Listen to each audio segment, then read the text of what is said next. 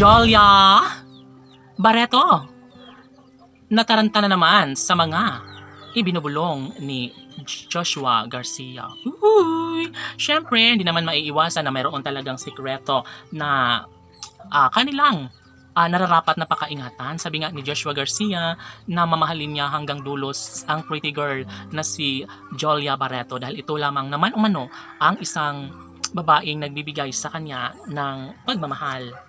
No, labis-labis ang pag-iingat ni Joshua sa pag-ibig niya kay Jolia Barreto.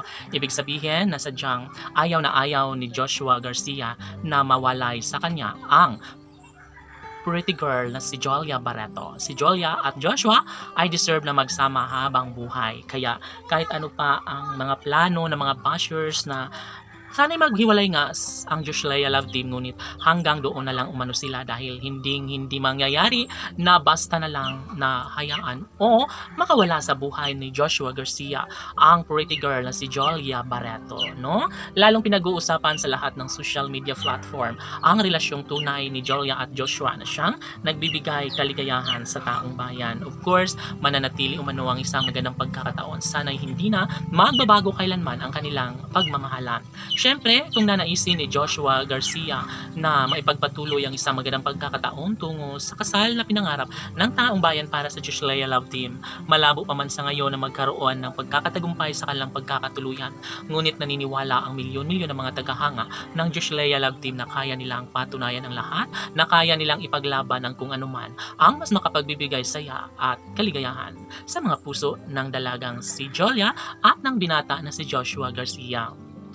Sabi nga ng mga fans ng Joshua Love Team na hangang-hanga umano sila sa katatagan ng puso ni Jolia Barreto at Joshua Garcia. Panigurado umano, nahahantong din ito sa pagkakatuluyan lalong-lalo na at mas lalong umiinit at mas lalong nagliliyab ang relasyong tunay ng dalawang pusong mayroon pang tunay na pag-ibig sa isa't isa.